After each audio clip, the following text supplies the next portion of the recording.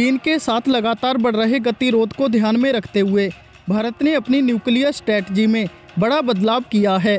हमेशा से पाकिस्तान पर फोकस करने वाली भारत की ताकतवर मिसाइलों की नज़रें अब चीन पर पैनी नज़र रखे हुए हैं।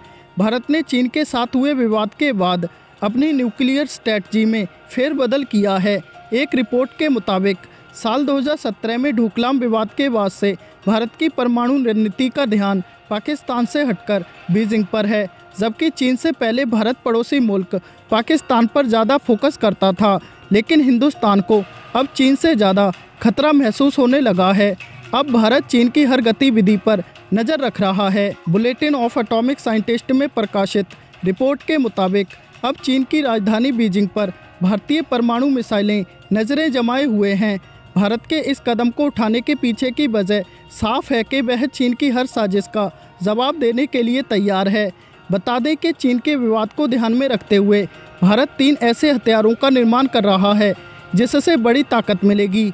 20 जुलाई को प्रकाशित हुई इस रिपोर्ट में हैंस ए क्रिस्टेंस और मैट कोर्डा ने भारत की शक्ति के बारे में जानकारी दी है। रिपोर्ट के मुताबिक भारत के पास हवा से परमाणु हमला करने में सक्षम विमानों में मिराज 2000H और जगुआर IS एयरक्राफ्ट शामिल हैं। इनके अलावा इस महीने के अंत में शामिल होने वाला राफेल लड़ाकू विमान भी परमाणु मिसाइलों को दागने में सक्षम है।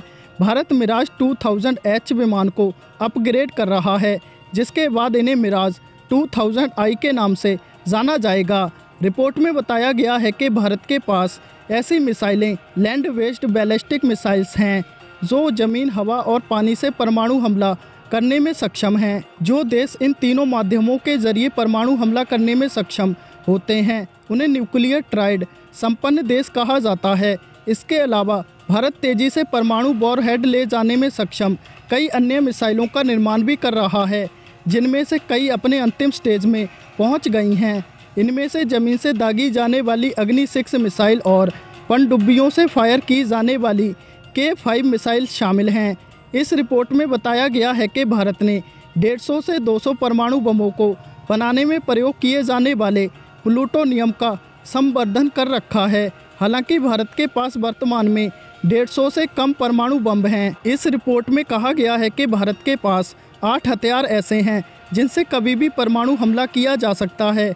इनमें से हवा से हमला करने वाले 2 हथियार, जबकि ज़मीन से हमला करने वाली 4 बैलिस्टिक मिसाइल प्रणाली और 2 समुद्र आधारित बैलिस्टिक मिसाइल प्रणाली शामिल हैं। इसके अलावा तमाम हथियारों का विकास अभी जारी है।